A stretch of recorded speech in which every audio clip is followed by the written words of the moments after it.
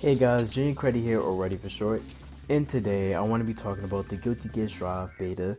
I want to make this a little bit of a discussion slash thoughts on everything that happened, everything that I played. So let's just get into it. I guess just to start off right away, I enjoyed it. I think it was good. I personally enjoyed the Guilty Gear Strive beta. It was very entertaining. It was very fun. I had a lot of fun playing. It was just a great time all around, and that play was phenomenal. I didn't have a single bad match, and that's crazy. Like, one of the biggest things about that game was, wasn't that play going to be good? Isn't that play going to be able to live up to the expectations that everybody wants it to be? Because if you don't know, Arc System's net code and fighting game net code in general just isn't really good.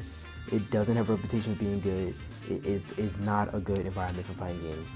You have your fighting games like MK11, Skullgirls, that implemented rollback netcode, that code that function, that works and lets people play from all over the world. And those are games that people go to, they stick to, and they play because they can play it and it works. They can train and lab what they did online, and they just have a fun time. It's simply just fun.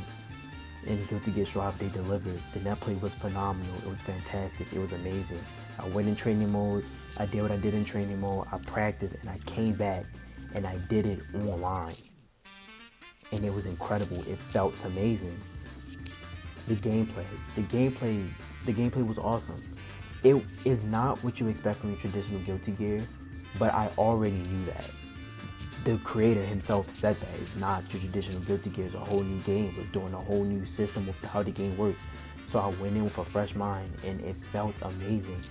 I was really, really, really worried about that from what they showed about with the trailers and when they were showing with the discussion posts explaining the mechanics. I was afraid that the game, though it was going to be new and original, it wouldn't have like its own type of like fluidity and be enjoyable in its own self.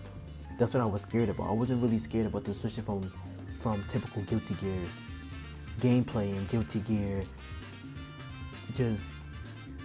mechanics. Easy way to say it, Guilty Gear mechanics. I was afraid that the game just wasn't going to be enjoyable to play. But that wasn't true. I played the game felt fluid. It felt nice. Like, the game has an identity, and I think that's why I liked it so much. The game identity is Guilty Gear Strive. The game isn't Guilty Gear Exert, the game isn't Guilty Gear Plus R, the game isn't Street Fighter, the game isn't Grand Blue Fantasy Versus, the game isn't Fighting AI Slayer. The game is Guilty Gear Strive. When I played that game, I was like, I'm playing Guilty Gear Strive. And that feeling was amazing. The mechanics. The mechanics revolved a lot around the RC system and how the RC system works. They said that, I was expecting that. To be completely honest, I'm kind of in the middle with it a little bit. I like how it works because it gives the game nuance. It gives the game this fresh nuance in like how it plays and how it feels. I like that. But at the same time, it kind of makes the game feel as though if you don't have a certain amount, if you don't have a certain, what do you say? A certain resource, the game kind of gets played in, one way or the other, So about that, I guess I can say with how the game plays around the RC system, like I said before, is in between. But let's do a positive and a negative. That sounds good. So a positive is with the RC system, it gives characters a lot of more creative freedom with what they want to do. I know a lot of speculation and fear with the game was that it was going to lose the characteristic traits that Guilty Gear has with the character freedom, being able to do a lot of, just like cool stuff with the game in general. But with the RC system, it still allows for that. It doesn't just restrict you to doing this, that, or the other. You can do this, that, RC, and just do some crazy stuff. Do some stuff that's just fun, that's exciting. Going on to the negative a bit, it makes the game feel as though if this one thing isn't being like handled, if this one thing isn't being like pushed, it seems as though the game is kind of like, it kind of falls a bit. But not too much to the point where as though it feels as though the game revolves around the mechanic. I'm saying it as though it feels though that mechanic is an important piece of the game, and when that piece isn't there, it takes a bit away from the game. That's what I'm trying to get at here. But I guess we can move on to another mechanic, or just how the game feels in general. The game feels very solid, even though the game feels as though you shouldn't be jumping, if that makes sense. The game feels very leveled. It feels very level compared to other Guilty Gears, where like characters are air dashing from here, and here.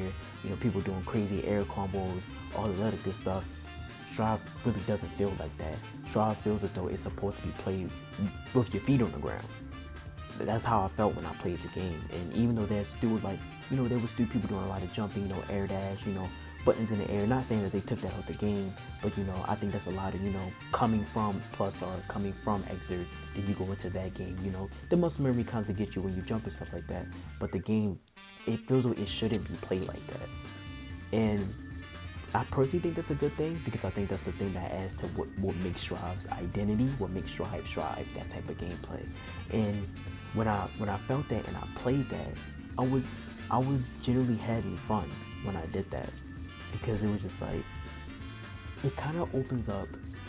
I don't want to say opens up, because you know, fighting games, there's a lot of fighting games out there, but it kind of, you know, creates this situation where it's though like it's a lot more confrontational, and it's a lot more like, you know, decision making, rather than you jump and you get out, you jump and like, you know, you kind of just mess up what the other opponent wants to do. Not saying that the jump eliminates that completely, but it kind of takes away what the opponent wants to do. With it being more of a grounded game, it makes you more focused, more intent on what's happening, because you know that option of jumping is somewhat limited to the fact of what you can do to, you know, escape situations, or you know, ease up on rather a situation that would be rather like, you know, very tense. You can ease up on that.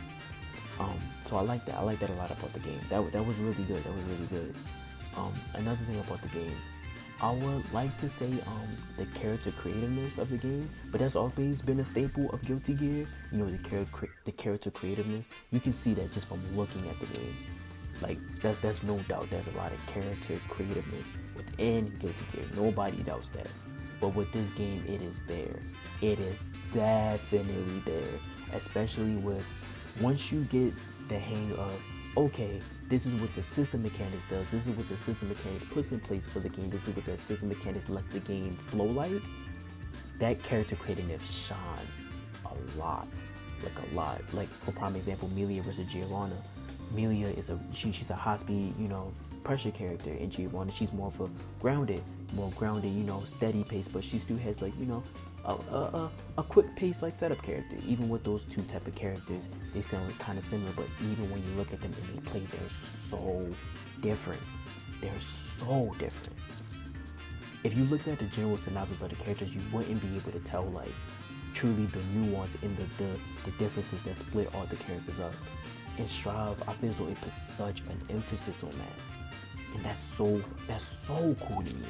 That's so cool to me, because it's like you can pick up any character and you can play with the system mechanics, but you will be learning that character, and it's always something new. It's always something fresh.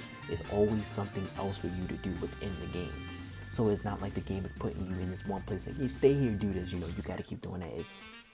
Unless you breathe. The game allows you to breathe. And that is so very good to me. I love that. That's why I love that about Strive. I guess since I talked a bit about the mechanics, I kind of want to go into like how the game looked, as far as like, you know, the main menus and stuff like that. I like the main menu design. I like the concept of what they did. When I first looked at it, I'm used to like, you know, the rock and roll themes of like the Extra theme, the Extra menus, and the Extra menus are fire. They're so good. And I'm so used to that. And then when I saw the Strive themes, I saw the Strive menus, I was kind of like, not disappointed, but I was kind of like, I don't know the right word for this. I was kind of like taken aback. I guess you could say taken aback, because I was like, I'm so used to that rock and roll aesthetic, that pop aesthetic, you know what I'm saying? Like it's so prevalent, it's strong, that design is strong. Right? But this one is much more calmer. It's so calm. It's a really calm design. And the more I looked at it, and like the more like I moved around the menu and stuff, I started to like it more. It gives Strive this clean aesthetic. Like the game is clean. If that makes any sense. And I thinking back on it, I really like that. Like, it looked really nice. Like, just moving around the menus, and everything's in place. It in big bold letters. If you want to go offline, it's right there. If you want to go online, it's right there. If you want to look at the story, it's right there. And you can look at your collectibles and all of that. It's easy to access and it's easy to maneuver through. Click the network button. You want to get straight to a match, hit quick play. You want to go into lobby, hit lobby. It's right there in front of your face. You want to go into training mode, hit offline. Training mode is right there. It's so prevalent, it's so in front of your face, and it's just there for you. I like that concept of being clean, being accessible. That was really cool. I like that a lot. The lobby system, to be completely honest, I don't really care about the lobby system. All I really care about is like getting into matches, to be honest. So I was using a lot of the quick start anyway, but with the lobby design, I can't say that I really cared much about it, to be completely honest with you. I thought it was cool. The reason why I thought it was cool because it functioned. You know, you see the person, you click it for a match, and you go and fight. I just thought it functioned. I don't really want to say what could be added and what could make it appeal more, because I'm not really that interested in it anyway, because I got what I wanted. I could just go and get a match and play and have fun, and that was for me. So I really can't say much about how the lobby system was and how the lobby system appealed. I won't be able to talk much about that. The game overall UI. Let's talk about the UI for a bit. The UI, like I said, the game has a very clean aesthetic, and the UI is simple, yet it could be improved in places, right? So let's talk about that. We can kind of go down a bit. Look at the health bar. The health bar has the character's picture, the character's name, and the health. When you get hit, you clearly see the health going down. When your health hits 0, you lose, right? It's like that for player 1 side and player 2. Right under that, you have the burst gauge. And I want to talk about the burst gauge a bit, because I believe the burst gauge moving is a little bit distracting in a way. There were times when I would play and I would like, is my burst back or not? Like I would have to more so focus on the color coordination, being the dark blue, knowing that it's there, being light blue, knowing that it's not there. But seeing it fill up, sometimes like my eye would get like misguided. I'd be like, my burst is closer than what it was, and I would get like kind of confused by that, and it would like kind of throw me off a bit when I looked at the burst for the burst icon. So I think for the burst icon, I think it should just be like still. I think it doesn't need to move. Like if it's not there, make it gone, and if it's there, make it there. Like, make it still, you know, so it's clear cut. You know, burst is really important in that game. And then right under that, you have the risk meter. Risk is important in Shroud, especially for how much damage you do. Basically, a quick rundown of risk. When you block, if you don't fall as defense, you have something called the risk gauge go up. And when the risk gauge goes up, if you get hit when your risk gauge is up, the more damage you take. And then, I don't know if it works like this for Shroud, but in Xrd, if it was halfway, if they hit you when your risk gauge was halfway, you would get counter hit, even if you press the button or not. So the more your risk gauge go up, the more damage you'll take when you get hit, right? So risk gauge is pretty important. In Shroud, you do a lot of damage off of stuff. So if your risk gauge is up, if somebody taps you, you're going to bleed pretty bad. The risk gauge is small. It's small. It's skinny. It's like the size of a spaghetti noodle. it's skinny. I really want them to like put a little bit more emphasis on the risk gauge, because I think a lot of people need to see that, and it would be something that would help a lot of people out. So that's how I feel about the risk gauge. And under that, you have the meter gauge. Everything in Shroud, all the RCs are 50 meter. There's nothing that's 25, none of that. Everything is 50 meter. Everything is universally 50 meter. So I think the meter is good. It shows you, and it's so clear cut when you have 50 meter, when you have 100 meter, when you're not there. It's clear cut. I think that's good. It tells what it needs to tell. I think that's pretty good. So as far as that's how I feel about the UI, breaking it down, saying like how I feel about the pieces and stuff like that. I think the heart system was pretty nice. You know, it's easy to tell. You lose a heart if you lose. If you have more hearts than the other person, you win. You got more hearts, you have more life. You know, I think that's pretty simple. I think the aesthetic for the game is clean, right? I said that. So I think the aesthetic for the game is clean. So I think for the UI that they want to go for with matching the aesthetic of the game, I think it's pretty nice. It can have a little bit more pop. It's like to make it a bit more pizzazz, give a little bit more flair. That's how I think about it. But other than that, pretty decent. Pretty decent from what I got. Pretty decent. I guess we can go into what else can we go into about the beta? There's a lot of stuff about the beta. Oh yeah, the online. The online was phenomenal. It was great. I didn't have a single bad match. I loved the online. I had so much fun playing it. I was just playing it and hitting match, hitting play. I didn't even think about it. I was just like, oh, somebody match me, let's play. I didn't care where they was from. I didn't. I was like, oh, because the match was gonna be good. That's such an incredible feeling. That's such an incredible feeling with the game, and I can't. Man, that online was so good. It was so good. It was so good. I love I love the online. It was great. It was fantastic.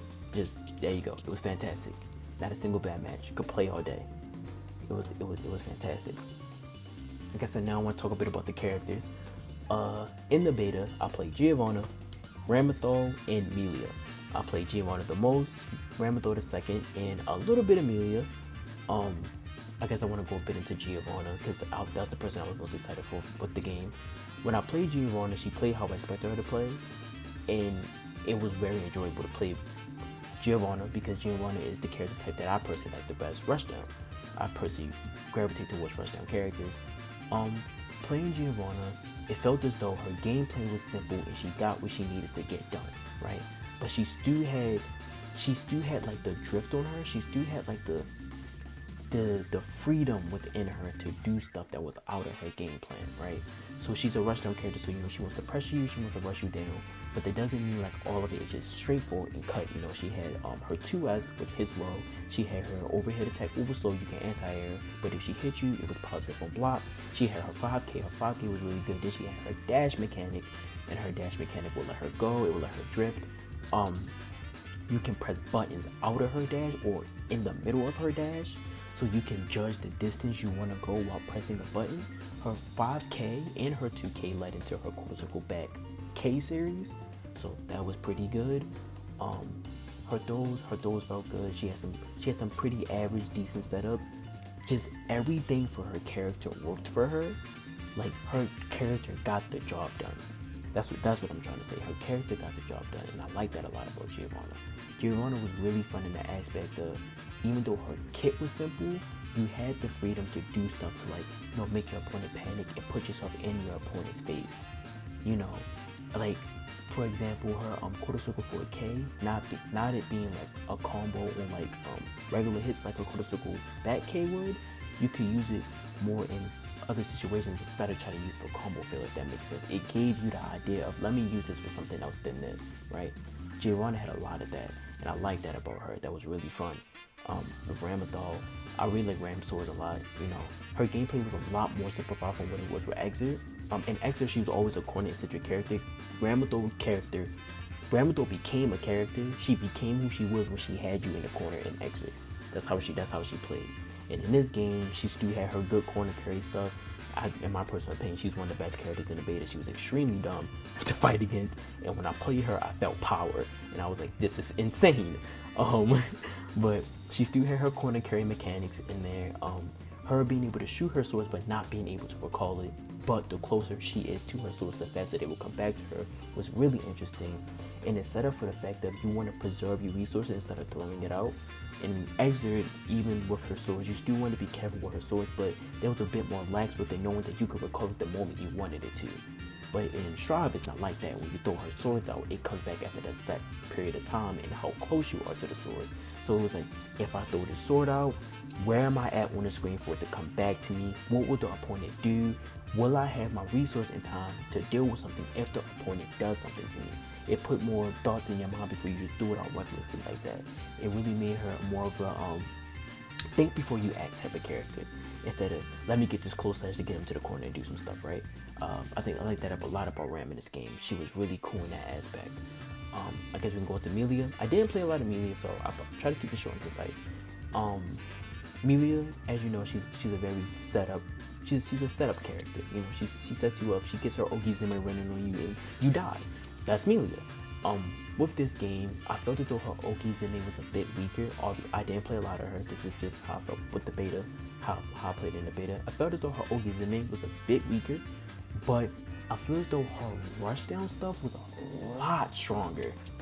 Like a lot stronger. Like, yes, you want to focus on, you know, making your opponent scared to press something when Amelia has them on a knockdown. But I felt as though as far as her getting in her opponent's face, she had an easier time and it was way scarier to deal with than before. And to be completely honest, like I said, I like rushdown characters. I like that a lot when I played her. I was like, this is fun. I felt as though there was way more character-to-character interactions when you played with her. And I think that was super, super, super interesting when it came to Melia. I like that a lot. I think that was super interesting. But, yeah. I played the beta. The beta was fun. It was fantastic. It was amazing, in my opinion. I think Arcs is doing this, and then Arcs is, you know, acknowledging their mistakes and, you know, trying to, you know, try new stuff is really exciting, and is really, it really is a great thing, because it shows that future projects will have this stuff incorporated, and future projects will start doing stuff like this. And that's what we all want. Good netcode, the basics of fighting games, training modes, tutorial modes, you know, good single player content, stuff like that. They're doing that. They've always been doing it, but now it's so much more of an emphasis to, you know, make this good for people, have new people come in. Because, to be honest, fighting games are fighting games because you're playing against another person. So the more people come in, the more people you get to play against. Good online, you can play against more people, the more fun you have. That's incredible, and they're seeing that, and they're like, yo, we gotta get this right. We gotta get this right. We can't slack on this. We gotta get it. So I like that. I like that they're acknowledging that. I like that they're owning up to that. That's an incredible feeling to me. And I feel as though I'm coming to the end here, so I just want to say something real quick. The redesigns in Shroud are OD.